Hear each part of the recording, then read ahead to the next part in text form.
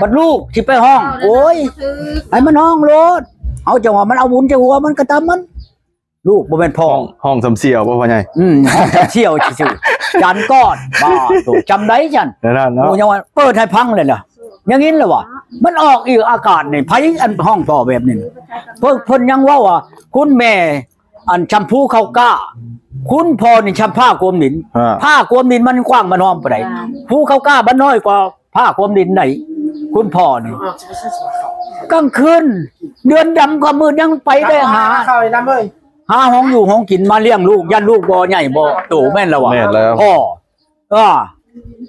มันสิอยู่ใช้กระตำลูกไข่ลูกหนาวนี่ยันแต่ลูกบ่เช้ายันแต่ลูกบ่ดีเห็นบ่อยู่กรุงเทพพุ่นเป็นบ้าพ่วงมาฮอดพ่อพี่อันผู้เว้ากับพ่อนี่ได้บักโลนี่น่ะถือของพม่าพุ่นเอาเมียพม่า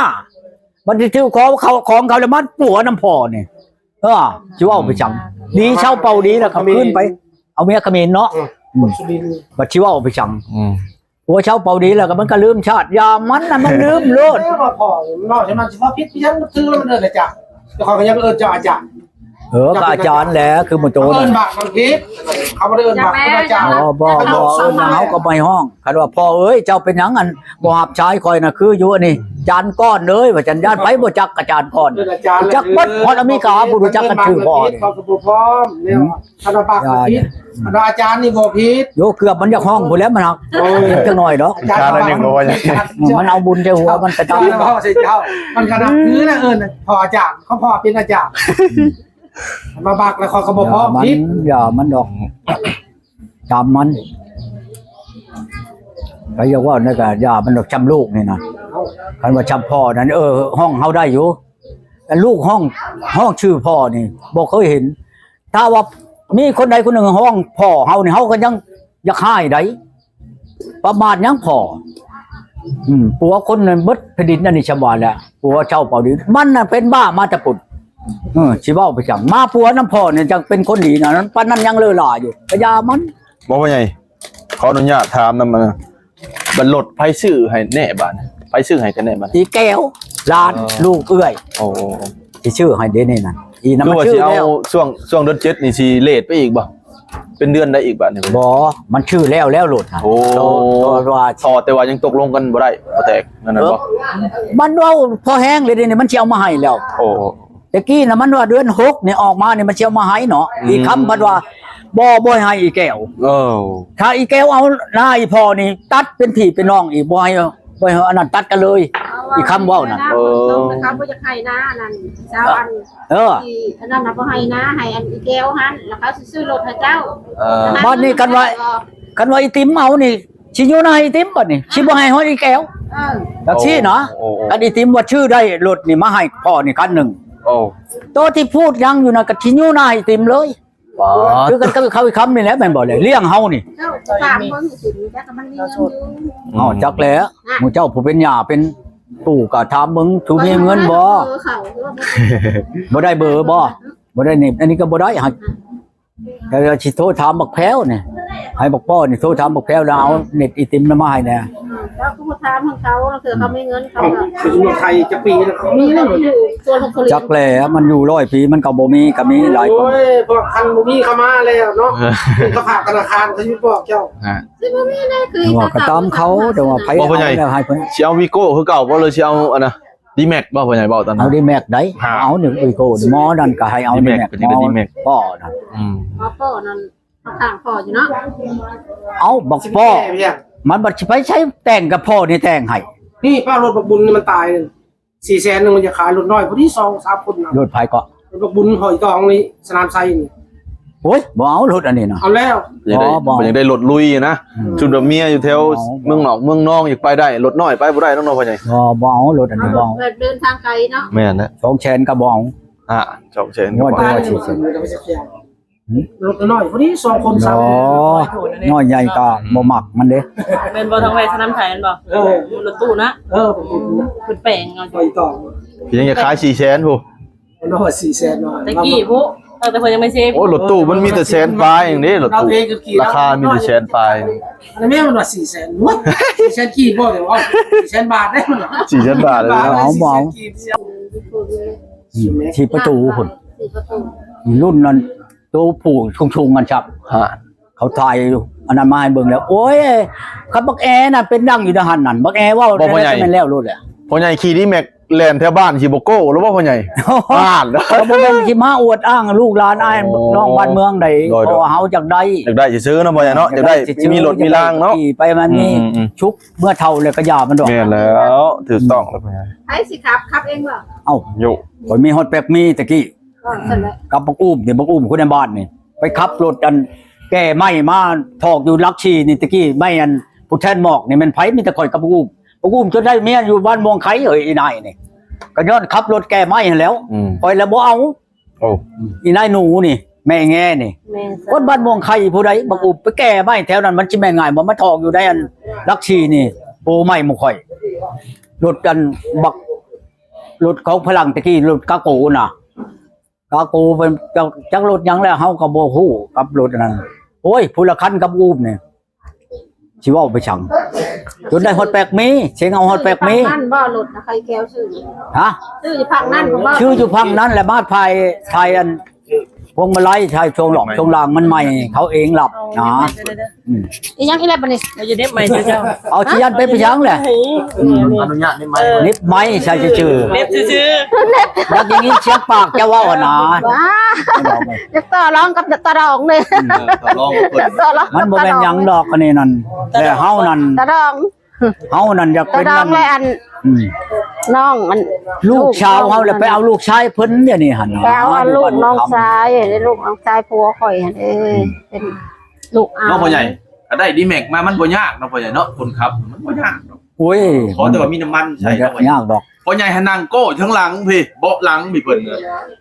ใส่แว่นตาโก้เฉยอยู่มีแต่ว่าฮอดแล้วเหรอแล้วฮอดแล้วจุดหมายหรือว่าถาม รถ สำนัก มือนี่เขาเทียนบ่ขึ้นมือหนึ่งคือตะกี้ โอ้ย ครับ มันจิตยาก ขั เพี้ย บ น ไปนั่งเอาครับเป็นรถสบายดีว่ะ โมเมนชิยันมันล่มขึ้นรถถีบ มาได้อันนี้ก็แทงบ่ได้แล้วผู้สาวสำน้อย เห็นบ่ เอาไว้แล้ว เขาก็บ่หา ใช้ ใช้ ปิ กั ด น ตะกี้ไม่สมัคร อย่ามัน นี่ก็ พอดีแล้วพ่อใหญ่นั่งเบาะหลังกันนั่งทางกลางผู้สาวก็นั่งสองข้างเลยบ่อ๋อโต กอดคอพ่อเนาะลงแก้มพ่อ อยากกินหมากไหมกับผู้สาวกับก้อนให้พ่อใหญ่กินลูกเดียวพ่อใหญ่ นั่นแหละ มาได้นี่ก็นะแฮงบ่ว่าแล้วไปลืมเด้อกายเฮือนในดองก็ได้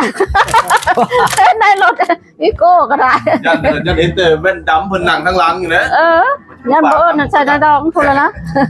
ผู้เช้าผู้ที่สิไปเอาหันเขาฮู้จักพอแห้งเขาเบิ่งเบิดแหละเจ้าฮู้จักแล้วบ่ค่อยเบิ่งเบิดแล้วเฮือนเจ้าน่ะค่อยเห็นเบิดแล้วชมไปลงกันนั่นน่ะค่อยเบิ่งเบิดแล้วเจ้าน่ะยันว่าเจ้าที่ค่อยจังฉันสิบ่เฮือน สดบ่หรือไม่ห้างสบายดี ไหนแม่ห้าง ผมว่ามีอะไรเงี้ย ลูกช่อง บ้านใดอีกบ้าน เสียนี่นะมันยังก้นมันบ่แล้วเดี๋ยวนี้นั่นบริษัทมันบนชื่อมันนั่นบ่ทันเปิดในสงกรานต์นี่นะมันวาดนี่มันแต่งน้องชายมันไปเบิ่งกันบ่อนขายนั่นน่ะมื้อนี้แล้วมันก้นมันนี่บ่เกินชามื้อดอกมันว่า บ้านใด ก้นแล้วแล้วขึ้นมาโลดมาขอโลด บ่ตะดอง ขอแล้วก็ทอกชิ้นช็อตขาดองยังแล้วก็สิมื้อนำโลดมามื้อใดก็มื้อนำมื้อนั้น บ้านใดอีกบ้านนึง บ้านนาจักบ้านนาหยังก่อนนี่ก็ดี เมืองน้องสิบผม เชปูน เซโปน เชปูน แม่ห้างลูกจักคน ในห้างลูกชอง จักปีพุ่นนี่นั่น อันอยู่มันน่ะเช้าชองปี สาวสองอีกบ้านนึงนั่น เช้าชองลูกชองผู้ชายผู้หนึงมีหญิงผู้หนึงลูกนั้น ผู้วันละมากินนี่น่ะเป็นได้จังว่าป้าลาวอีก เอ้ามันคือฮอดผู้เฒ่ามันผิดหวังชื่อได้มันจังมานำเฮานี่นะมีผู้บอกเขานี่มื้อนั้นเฮาไปบุญบ้านมัน ไปบุญบ้านมันแล้วเดือนชามออกใหม่น่ะเด้บุญทวงเฮือแล้วไปบัดนี้อีนั่นเลยอยู่บ้านน้อยเขาเหมาพุ่นอันอีตุ้มนั่นโทรมาเนี่ยตู้ก้อนว่าซั่นแม่นหยังตัวเองเจ้าฮู้จักแล้วบ่เมียเจ้านั่นเอ้าก็ฮู้จักแล้วแล้วก็ชื่อฮอดพ่อจักฮอดชื่อพ่อมันพุ่นแล้วบ่บ่ภายในเมียเจ้าฮู้จักแล้วบ่ว่าซั่นเอ้าเฮ็ดได้จังหวะนั้นเนาะมันผิดหวังกับผู้บ่าวชื่อๆได เขาบอกเรื่องจริงบ่พ่อใหญ่ มันจะไปนำเจ้าน่ะมันไปฉันมันบ่ไปดอก มันอยากได้ผู้บ่าวบ่เอามันผู้บ่าวน่ะมักผู้อื่นพุ่นว่าฉันน่ะค่อยก็มักผู้บ่าวมันน่ะหักบ่แพ้มันแช่งค่อยออกเด้นี่น่ะ โอ้ คอยบอกเพิ่นว่าจะมาโทษด่าอีกันอีหีเขี้ยวจังชั้นจะขี้เว้ากับมันน่ะอีตุ้มน่ะอยู่อันโดนเขาเหมาพุ่นน่ะยักด่าตายก็ได้ตะกี้คอยว่าสิบ่บอกมันน่ะบ่ว่าฉันว่าสินะยันเขาผิดกันบ่เลยด่ามันมึงน่ะไปนอนฉี่นอนเชิงแล้วเว้ากับมันน่ะบอกกูนี่ไปนอนน่ะแท้จริงนั่นบัดป้ากันคือเมื่อนี่มันโทรมาแม่นบ่ทุกก้อนแม่นบ่คอยเว้าน่ะแม่นหรือผิดมันว่าโอ้ยยอมเจ้าแม่นลีตุ้มเอ้ย ปลาพัวนั่นแหละ ฮะ เอานั่นเลย เอากระจักน้ำมันแล้วอยากเอาไผตายก็เอานะเดี๋ยวนี้บ่ได้ว่าเลยนี่นะในเบิ่งมันใช่เพศกูเบิ่งนี่พายกระแตบชาวบ้านแบบชาวจำน้อยนะเบิ่งเอารถนี่อยู่ในนี่นั่นใส่กอดคอกันกับหมู่เอาเห็นนั่น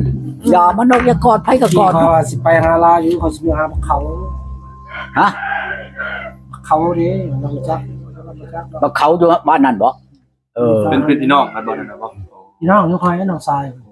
เอ้า เอาเมีย ก็บ่แม่นนาเช้าเด้อเนาะตัวของอันแม่บ่เขาอันใด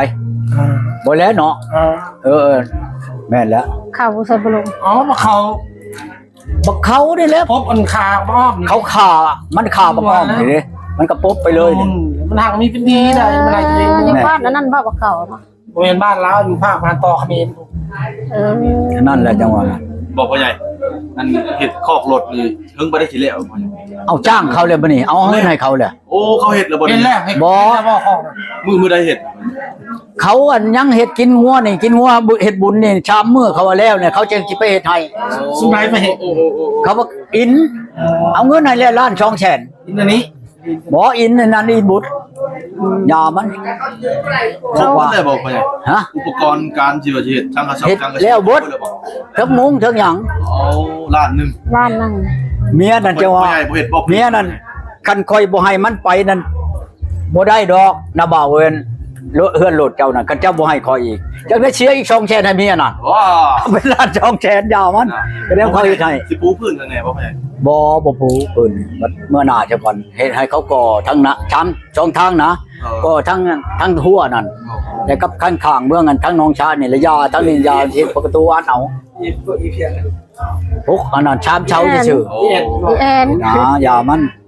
จะได้เอารถ อีหลีลง เพราะว่า สาวบ่เมื่อกี้นี่ฮะ เอ็มมี่ ร้านสาวบ่ ร้านสาว วันเช้าเราไม่จักเขา พ่อบ่ให้รถกันตากฝนระยะนะเดี๋ยวนี้น่ะบ่แม่นว่านั้นน่ะ โอ้เจ้าไปเลย ตากฝนตากแดดระยะเนาะ ก็ตายที่ ใหญ่มาเลยดิ แม่เคย ไปเห็นเรา ร้านสาวคน ซื้อผ้ายังตั้งน้ำพ่อใหญ่ เอ็ม ยัน มี่ มันถึงเดีย นางอุ้มนางแอน สีมันสีมองว่าของรถ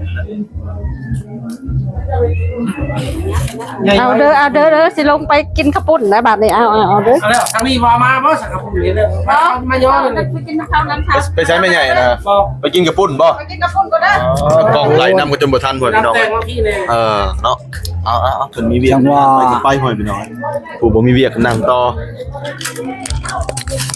มาพายได้สามมาพายมันไปหามันได้หรอ พ่อใหญ่บ่ได้ชวนบ่นะพอตู้พายบ่ได้ชวนบ่ บ่ได้ เจ้าหน่อยเพิ่นป้าบุญบ้านเฮานะเฮาชวนผมมาบัดบุญบ้านเพิ่นบ่ชวนสิวายได้ มันบ่แม่นบุญบ้านเฮาเนาะบุญบ้านเกียชัทธา นั่นบ่เพิ่น ก็เลยบ่ได้ชวนกะ ชวนมานี่มันก็มาแล้วพายมากูจับ เอาลงโทษพ่อใหญ่พ่อใหญ่ลงโทษดู มันบัด ที่พายมาอยู่ในเรือตัวเอง มันบ่มีเบอร์โทรช่ำนี่ โอ้ มีพายขายได้เนาะเต็มที่แล้วคนมาทำไมไปดู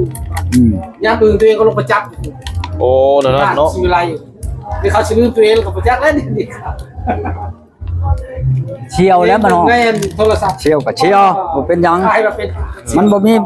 มีเบอร์บ้านเฮาน่ะ นึกว่ามีเบอร์พอได้แชทพอได้คุยกันบ่แม่น บ่ โอ้ คนต้องให้ จัดลม เบอร์มัน72ดอกอันสุดท้ายนี่ครับมันบ่มีมันดีดออกเลยมีอยู่แตะก่อน อยากไปเจอเรื่องบุญ ถ่ายคลิป ไปหยิบเลย เห็นบอกคนโทรแล้ว โทรใช้หมอคำมันนี่บ่ครับ โทรใช่ไหมพ่อใหญ่เนี่ย โทรใช้คำมัน โอ้ มันก็ได้ คำมันโพนมันอยู่เมืองนองพุ่น น้องเพิ่นเลย นั่นป้าโต โอ้กระปุ้น มา ได้ แล้ว บัด พี่ นี้ น้องเอ้ย พันได้ พัน บัด กระปุ้นบ่หรือว่าได้เนี่ย มีเหรอมี เอาต้องเขื่อนแล้วยังบ่ได้มาตลาด อ๋อโดย ค คอยแม่ยังบ่ได้เอามา ยอมาตลอดเมื่อกี้นี่ก็ลาบบ่เผาบ่แม่นบ่อ๋อมาต่ออีกว่า พ่อนะมึงเอาละบ่ซัก เพิ่นบ่ให้อึดบ่ให้หิวเลยเนาะ ไม่ โอ้โต ตลาดมันบอก สันมันดี ไผแหละ ออกมา จักจะว่าจะไปไหนบ่ลายบ่ดีมิจะน้อย ผมแม่พี่น้องเอ้ยเดี๋ยวบ่เลยใส่เบิ่งเด้อนี่เด้อ ให้กินเลยกินเลย อ๋อพ่อใหญ่เบิ่งแม่พ่อใหญ่เพิ่นเอามานี่พ่อใหญ่เอ้ย นั่นแหละจังหวะ แต่แซ่บเลยเด้อพ่อใหญ่เนี่ยพ่อใหญ่มักเด้อกระปุ่นเด้อกระปุ่นข้าวปาดหน่อยพี่น้องตะกินพันกระปุ่นได้น่ะเด้ ผู้คันได้เมียอันอยู่อันเชฟปูนเมืองพีนนี่แต่สิม่วนบัดนี่ ม่วนบ่พ่อใหญ่ ว่าม่วนแล้วมันแห่มาแต่ไกลเด้ อ๋อ จำวัน ลองมาอื่นๆบ่พ่อใหญ่ จำกันกับข้าวแห่กองพระป่าแล้ว ปานนั้นเลยพ่อใหญ่ อ๋อ บอกเป็นตะม่วน สิเอามันคักกะลีใดบัดนี่ของว่าสิเอาเมียชุดท้ายเด้ น่าได้รถนี่แม่ สิใดขอยสิเอาคักๆได้บัดนี่ใด เขาบ่มีคนขับให้เบาแหล่ขับให้เด้อพ่อใหญ่เด้อ บ่เป็นหยังบ่เป็นหยัง พ่อแม่พี่น้องเอ้ยโอเคพ่อแม่พี่น้องเดี๋ยวบ่ได้สิขอจบคลิปเพียงเท่านี้เด้อเจอกันในคลิปต่อๆไปให้พ่อใหญ่เพิ่นพักผ่อนก่อนเล็กๆน้อยๆเนาะอ่ะโอเคเด้อพ่อใหญ่เด้อ เอาได้เอาลงมือลง